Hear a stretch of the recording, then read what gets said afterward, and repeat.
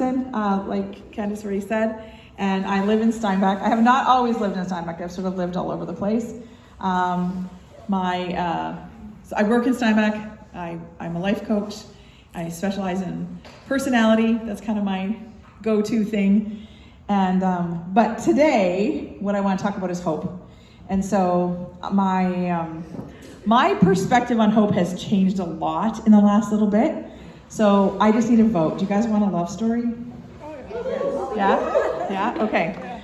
All right, so this love story starts in 1989. So this is in the 80s. And I was the head cook at a camp. I was a full-time missionary with Youth for Christ.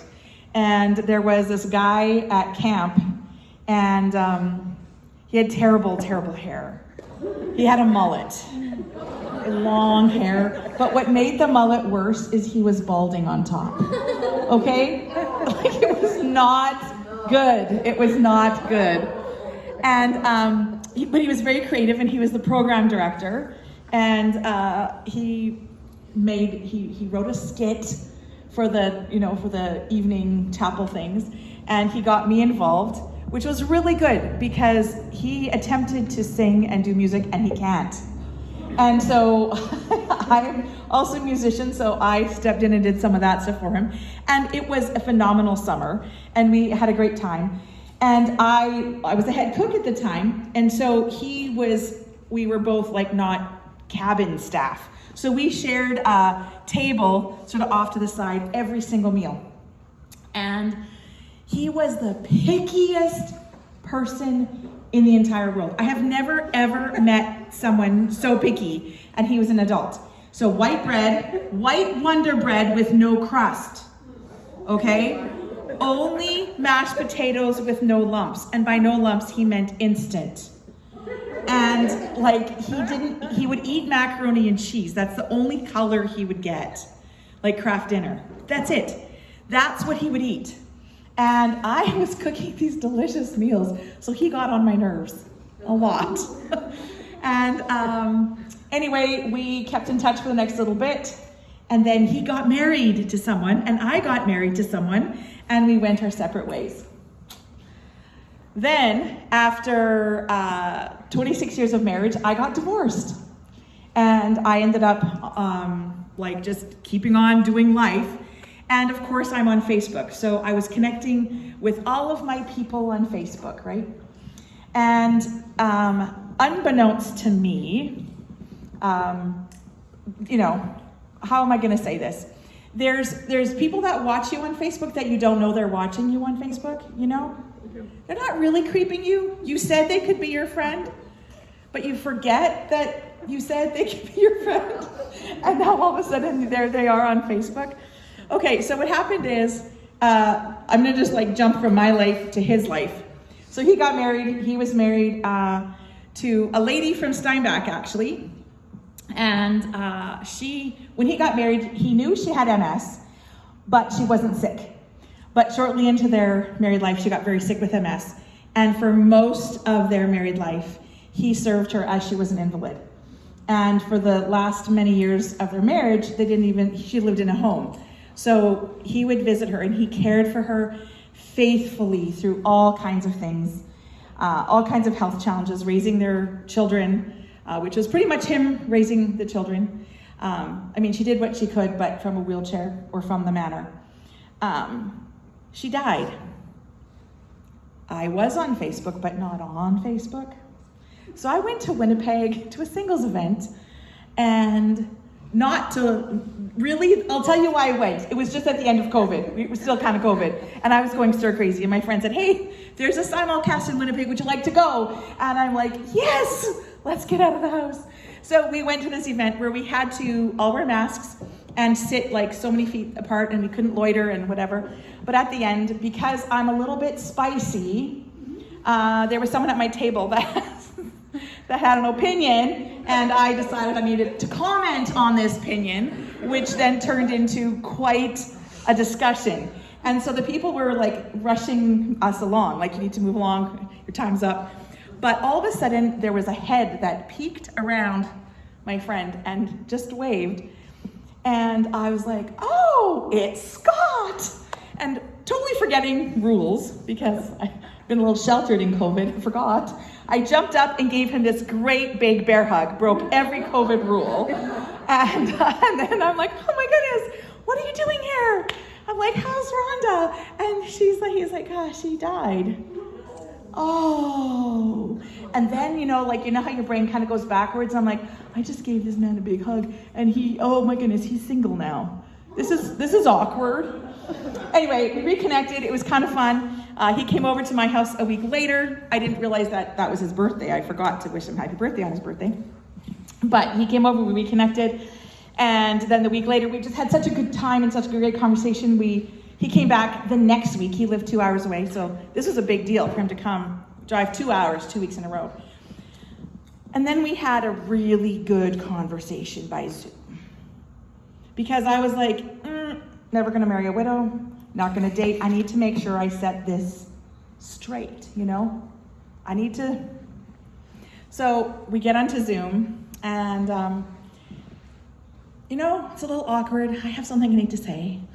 So I just need you to know that I'm really enjoying being your friend, but there can be no dating.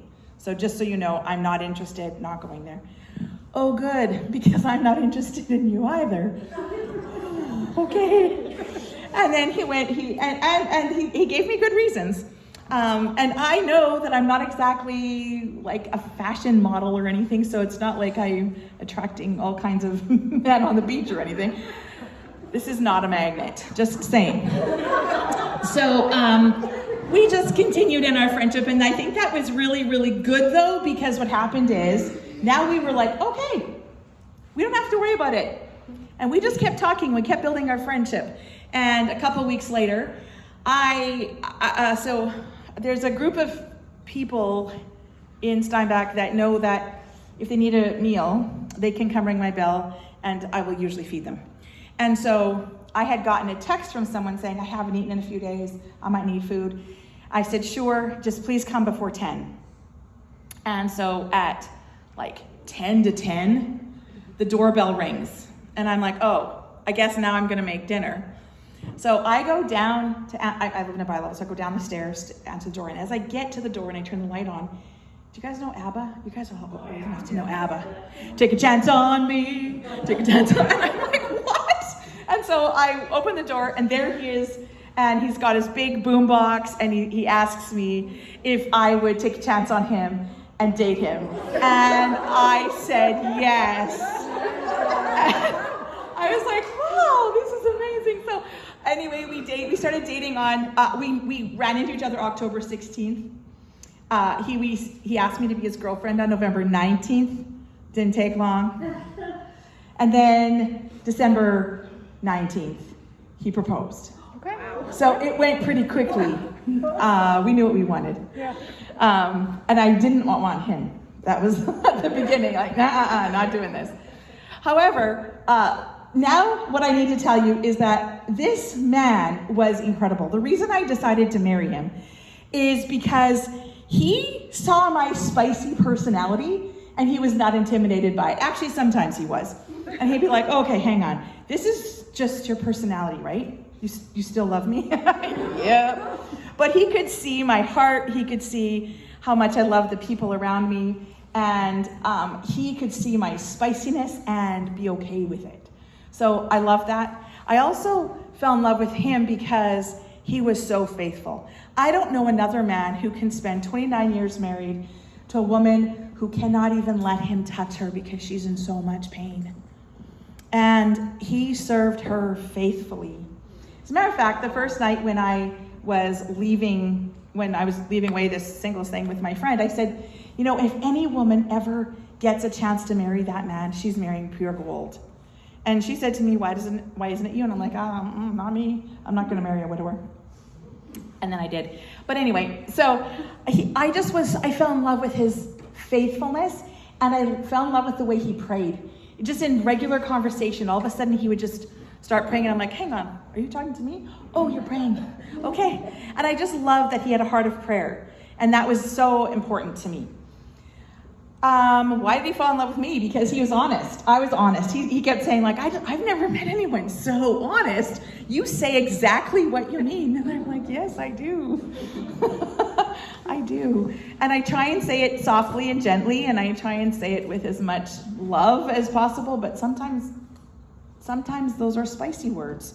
And so, but he loved the honesty.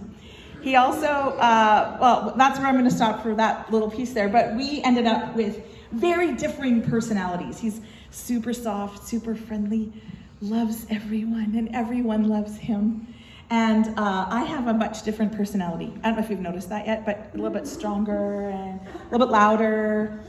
And so when we have my family over, before he was in the picture, we were, I guess we were 17 people at that time. It is so loud in my house. I have 4 of my own children. 3 were married, 6 grandchildren. It is not a quiet house. And he had just 2 very quiet people as children who are now adults and are still quiet. So it was a big shift. And so we had to learn how to get along. We had to learn how to communicate.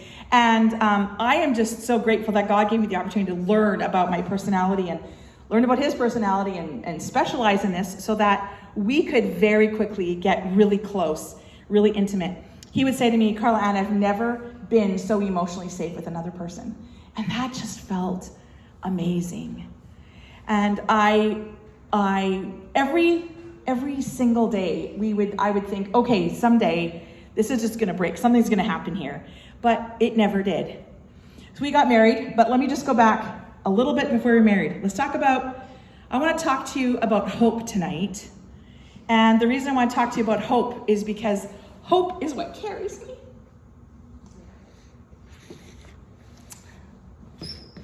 Every single one of us has trouble. If Tanya shared her story already, you know, there's grief, there's loss, there's hurt, there's trouble. Probably just today, I heard some of you were at a funeral today, I don't know who, but we don't live in an easy world.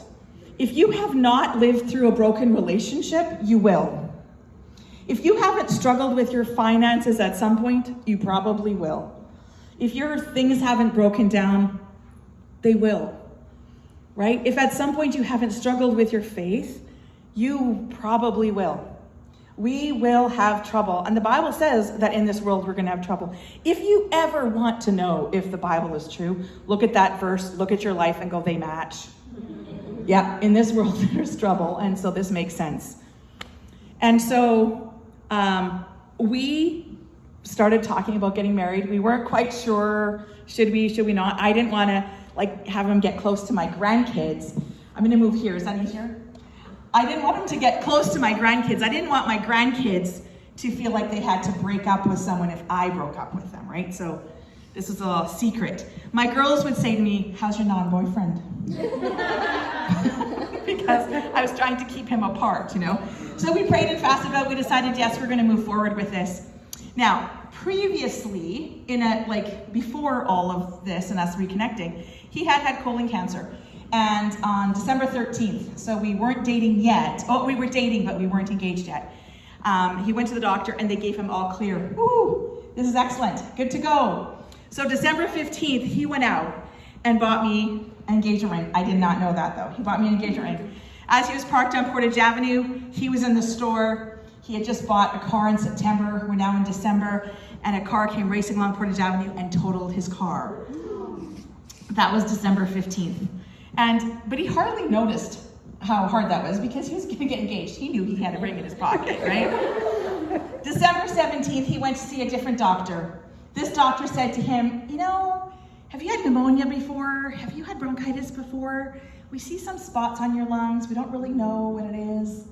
Could be cancer, but it could not be. But if it is, you probably have about 3 years to live. And he came over to my house that night and said, I don't know. This is what they said, but we could do treatment, we could have all of these options. And so I'm like, well, we have a problem here because I already love you. And I can't imagine if this truly is cancer, I don't think that I can not go through this with you. So anyway, that was December. December 9th, so 13th, there was, you're all clear.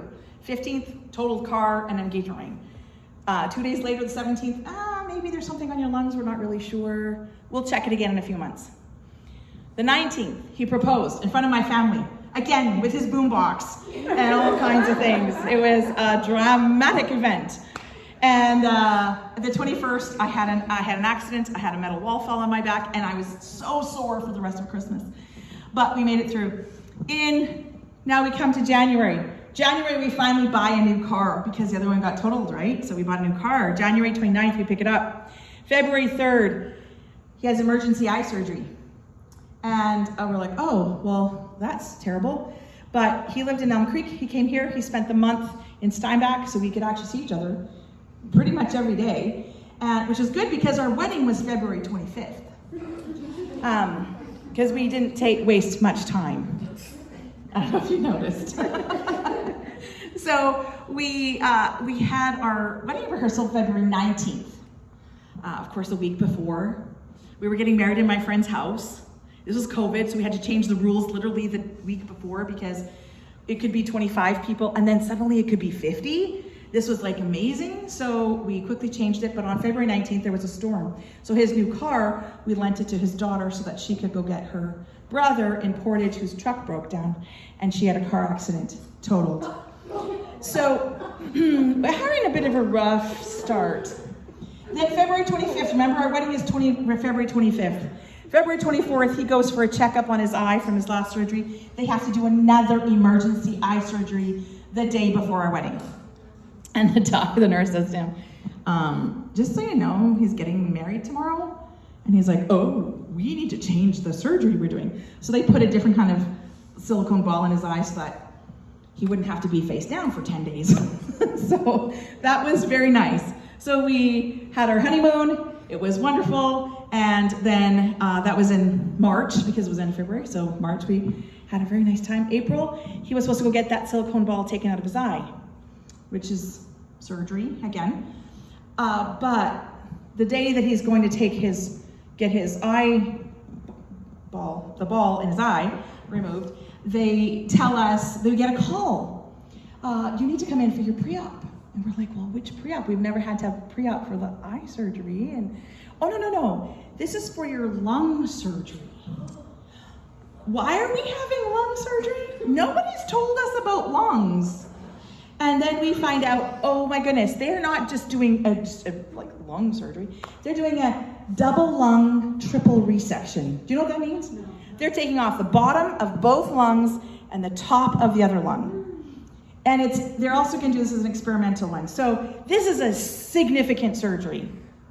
And what they're doing is at his last CT scan, which they did not follow up with us on, they found that there were more spots. So they wanted to biopsy all this, take it all out, and make sure that everything was fine. So we were supposed to be going to his sister's wedding. Of course, we canceled the wedding, and we went for surgery instead. That did not go well. They did not know that he had deformed lungs. They didn't know that he had a blood disorder. And so we just about lost him on the operating table. But he made it home. And you know what was wonderful about that? Now he'd had the month of February off on disability for one eye, the month of March on disability for the next surgery. Now we had all of May and June off on disability because of lung surgery. The things you can be grateful for, but there is a lot of trouble. So May, now it's June, so May he has a surgery. June, he's recovering in Steinbach, we are married, and we get a phone call. Your house, because he lives in Elm Creek, your house is flooding the town. So we try and find someone to help us, but it's 11 o'clock at night. So we go ripping out there, and sure enough, his hot water tank had blown, and it was literally flooding through the whole main street. Do you think the town could find the shutoff valve? No, of course not. But anyway, we had this big thing happen in June, which of course is now a water issue and mold issue, and now we have to renovate again, something new, right? That's June. In July, we started renovating the house that I was living in because we were married and changing how we were doing things. So we're renovating my house. Now we've got 2 construction projects.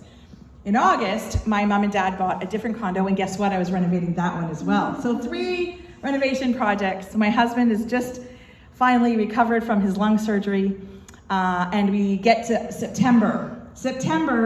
We are looking forward to hearing that they've got everything in his lungs. Actually, they couldn't get they couldn't do the last resection behind his heart because he was bleeding out. So there was still this one part left. So we wanted to know, how's it going? Can we do radiation on this last little bit? But what they told us was, oh, actually, you now have more cancer in your lymph nodes, and it's spreading through the rest of the parts that we've already cleaned out. So maybe we can do radiation, but we're not sure yet. We don't think so, and we can't do chemo. Oh, brother. And I said to them, but he has a bit of a headache. Like every now and then he's got a headache. Is there something you think I need to worry about that? No, don't worry about that. Don't worry about that. So within a few weeks, again, his birthday, so a year from the day that we met, he wasn't feeling well. He ended up in the emergency room. And you know what? It's kind of hard. You sit down in the emergency, he's tired and he's a little nauseous. We're not really sure. He can't drink much. He drinks water and he throws up. Like, what, does he have the flu? That doesn't seem like the flu. Yeah, they told us that night that he had a brain tumor. 54 hours later, because that's how long it took the paramedics to get him into HSC and get his MRI, we find out that he has 5 brain tumors. And 2 of them are very large and sitting on his brainstem. And if we don't do surgery right now, he has about a week left. So guess what? We did brain surgery. And it went very well. He came home the day after brain surgery. Like, who does that? He went straight from step down to home. So now he was home. And I loved having him at home. But things began to change because now we realized that he's probably not going to die of lung cancer. It's actually colon cancer in his lungs. He wasn't going to die of that. He was probably going to die of brain cancer. And so we went through the radiation, very aggressive radiation. I don't know if you know anyone who's been through radiation, but it's usually 2 to 3 minutes max. His was 24 minutes every day on his brain. And so, as you can imagine, that did more damage. And so we had to deal with brain swelling and steroids, which they never told us is going to cause psychotic events. When your husband is having psychotic events, when is it going to happen? New Year's Eve. Of course it's going to happen New Year's Eve. And so we struggled through that.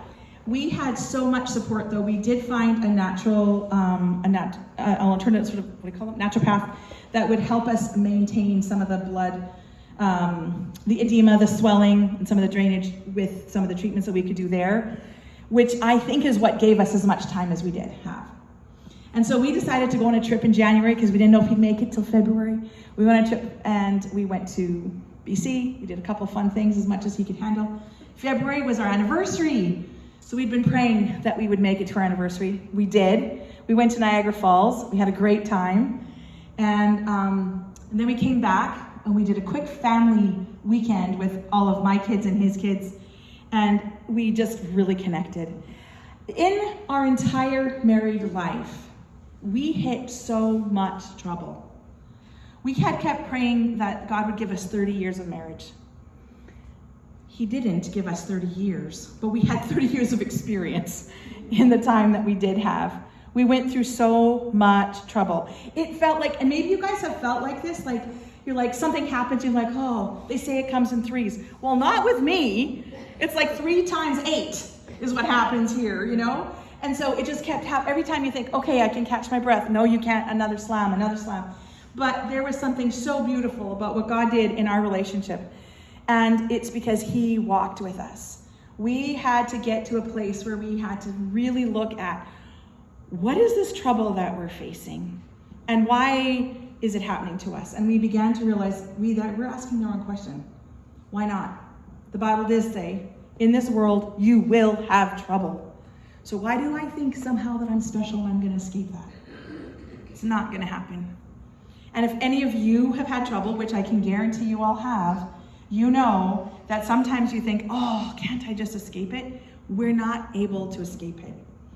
As a matter of fact, there are people who, with like so much love for my husband and for me, would come to our house and say things like, you know what, you shouldn't even say the word cancer. Don't say that C word. Just have more faith. Just keep praying. Just say all the things. And I'm like, you know what? There's a lot of people who've done that. Not one of them is alive today. You know, eventually we all die. At what point do we stop looking at the trouble that's right in front of us and we start looking forward? One of the beautiful things about marrying my husband is that in 2014, I went and got my motorcycle license. Do any of you drive motorcycle? Oh, yes, okay. Okay, yeah, Shauna's a partner of mine. So, but I can never afford a motorcycle, so I had a license, nothing to do with it. But my husband owned a Spider. It's 3 wheels. It's 2 in the front and 1 in the back. Perfect for an old lady like me, and I love it. So we would go for Spider rides. But when you go for your motorcycle license, and this happens with car, but you're usually young when you do the car, so don't pay attention. They tell you, like, when you're driving, you should be looking far ahead. And when I was 16, actually it's 15 and a half, I was taking my driver's license and I went on an illicit date my parents didn't allow me to go on. They didn't know I was going on it. And the guy who was driving, he said at one point, oh, look at the train. And I'm like, train, where's the train? I don't see a train. And then I saw how far ahead he was looking. I'm like, oh, that's how far ahead my dad is meaning when he says, look far ahead. I'm like, okay. But when you're driving a motorcycle, same thing. You got to look ahead, especially if you're going around a curve. If you're going around a curve, pick your point that you're aiming at, because otherwise you're going to hit the ditch or the person that's coming towards you. So you always have to look ahead. That's the safest way to drive, is looking far, far ahead. And we started to prepare for Scott's passing by looking far ahead. We had to start doing things like changing our will, coming up with a will, actually, because we just gotten married. We had to figure out what we were going to do as far as palliative care. What were we going to do with blending our family? How are we going to do all of this? And we began to make a plan. And at first it was really uncomfortable, because it's like, are you planning for death? Well, actually, all of us are going to die, so this is not wasted time. None of this is wasted time. But what is important is we had to think about this like a motorcycle ride. If we were going to get onto the bike and go to BC for the week, we would have to pack rain gear. We'd pack extra oil. We'd probably pack windshield cleaner, because the bugs are crazy on a bike. We'd probably pack mitts, because even if it's summer, sometimes it gets cold at night. We would pack all these things. Would we pack this because we hoped we would run into rain and storms and running out of oil? No, we would pack this because we were preparing. And so we did this for ourselves and our marriage. We prepared for our children. What would happen? Because death is inevitable for all of us. It's just we don't know when. And then we began to set our sights on heaven. What is heaven? And you know what? I've studied the Bible my whole life. I would consider myself a theologian, and yet I realized how little I knew about heaven. And I've taught on heaven. What is my problem? I just don't even know enough. Because when you start going there and you're planning to go there, I wasn't planning to go, but Scott was planning to go. We needed to know what's actually heaven going to be like. So we started to do some research, and we did that in the scriptures. And it's just absolutely amazing what we learned. I'm going to save some of that piece for a little bit later. But when we were in this preparation stage and beginning to shift our view from the trouble that we're in to where we're going, we found ourselves feeling like, this is the gospel. We are living in the John 3:16. We are living the exact hope of eternal life right here. The Bible says, for God so loved the world, he gave his only son, that whoever would believe in him or have a relationship with him would have eternal life. The whole point of the gospel is eternal life. It is not the trouble life here. Yes, we're going to have trouble here, but if we can be like that motorcycle and just like look straight ahead and sort of overlook all the potholes and the stuff on the road and just aim where we're headed, that is what the gospel is about. And so that's why we focused on that. I'm not going to say it was easy. But we did decide that my husband would stay home. He would stay home during the course of his illness, and our plan was that he would die at home. We prayed that he would fall asleep in my arms and wake up in the arms of Jesus. He did on May 6th. Today is 7 months.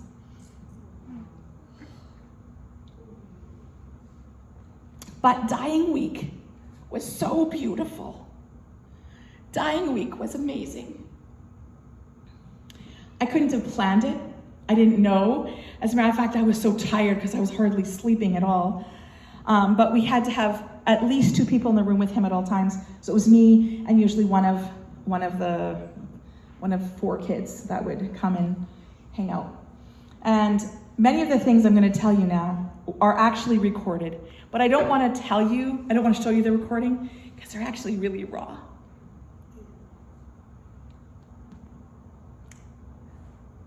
They're private conversations between my husband and I. But I will tell you some of them because I think you need to hear them. You know, we just don't even know how beautiful heaven is. It started this way. So Scott said to me, he was laying in bed. He wasn't even sitting up at this point anymore. Like he wasn't opening his eyes. He was hardly speaking. He had stopped eating. And he said, "Wow, those stairs." And I'm like, "Which stairs?" "Those ones." "There's no stairs." I'm like, "Okay, what do they look like?" "Ugly brown. And they're not done yet." And then he was done talking. And my daughter who was sitting there said, "Do you think he was seeing heaven? Do you think he was seeing his house?" I'm like, "Oh, I don't know. I'm not sure." A couple days later, actually, probably about a day and a half, just with the way the times were, and I don't even have my days and my nights mixed up for that week. We propped him up on a chair. He had indicated that he wanted to sit up, which is like a 4-person event. So we put him into the chair, and we wrapped him up, propped him up so he could sit. But his eyes were closed, and he couldn't move very much. And all of a sudden, his eyes opened, and he began to talk. "Wow, this dream house is amazing." And he was looking around and he saw things. He's like, "Wow, that staircase." And I figured it was done now because it wasn't ugly brown, but I don't know.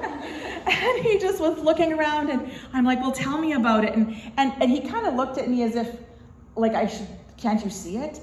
And then he said, "It's just like Kent and Dina's," which is his brother and his wife. I'm like, "Oh. So it's a walkout basement." And he's like, "And that soaker tub is amazing."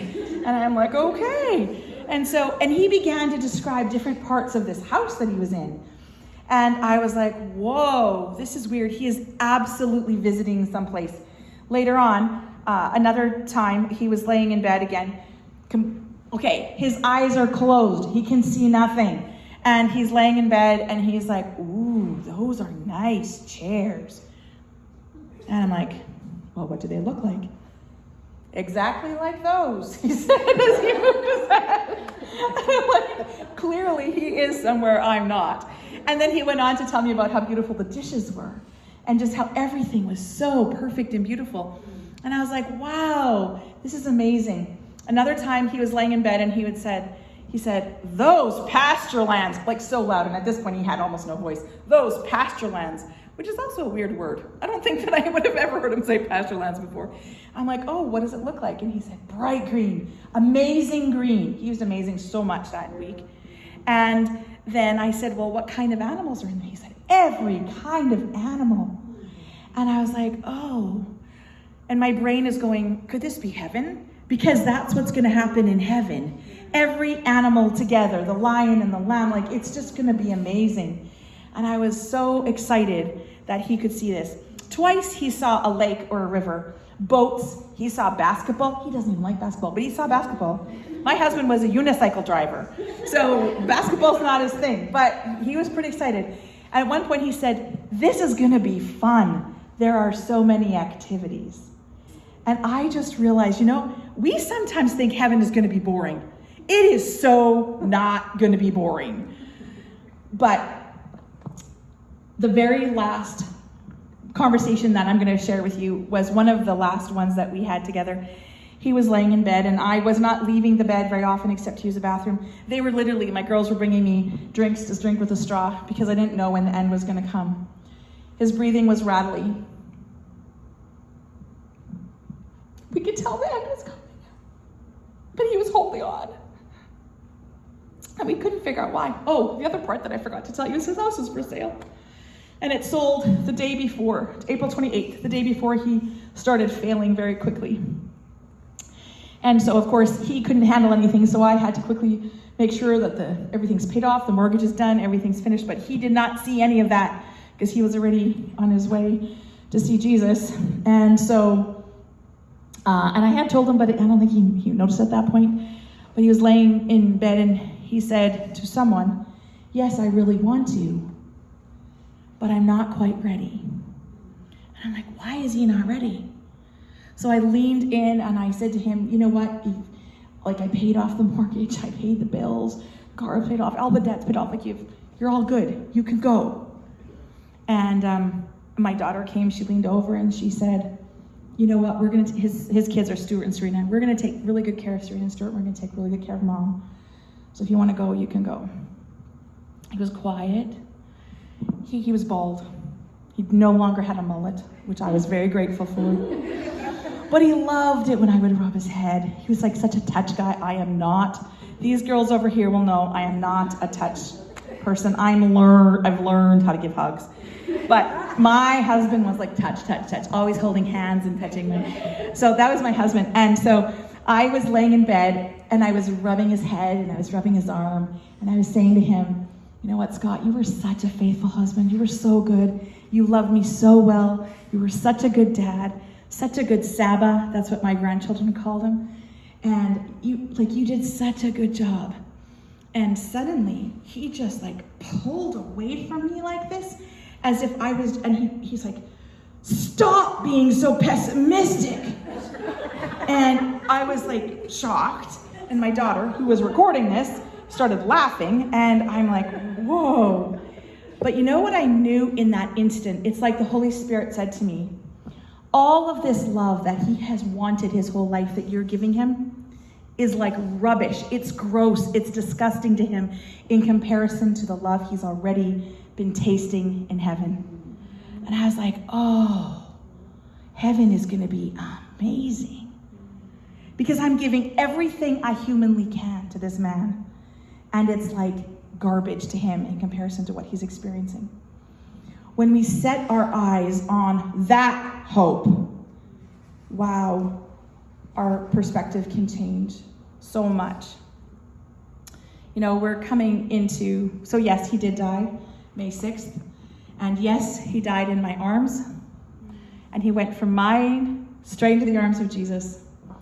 And I cherish those memories. I'm not telling you all of them because I need to keep them in my heart. But there's something so beautiful when you know where someone is honestly, truly going, and you've seen glimpses of it. Because it's not a gift everybody gets. I know so many people who've died and they have not been able to communicate. I don't know why God gave me this opportunity with Scott to see what some of the things he saw, to hear it from his perspective, but I want to share it with you because it's real. Heaven is real. And we all have that opportunity to be part of that. We are celebrating Christmas now in the next little while. Too soon for me. I'm not ready.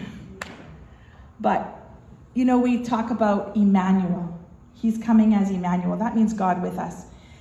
We often look at God far away and say, come on, look at all these troubles I have. Can't you fix them? Can't you fix them? I need to be healed. I need my friend to be healed. I need this to be fixed. I need my money to come in. I need all of these things. And he's like, can you just look over there? Can you just look over there? And then look right beside you. I'm Emmanuel. I am here with you in all of these troubles. I'm not necessarily going to fix all the troubles, but I will be with you all the time. And it says in scripture that he's going to be the lifter of our head. You know why I think he has to lift our head? So that we can look over there. So we can look past all of this and see heaven for real. So this Christmas, I want to encourage you to look for Emmanuel. Lift your head. Look for eternity. Look for Emmanuel. I can't promise you this Christmas is going to be good, or that someone won't even die between now and Christmas, or that there won't be a diagnosis. I know that even in my life, since Scott's passed away, so many of my friends have lost a spouse or a parent, and it doesn't end. Right now, I know I have friends who might not make it till Christmas. It's not going to change. We live in a world with trouble. But Emmanuel is here to walk with us and lift our head and show us eternity. But eternity won't be boring. It's going to be so good. So anyway, that's what I wanted to share with you today.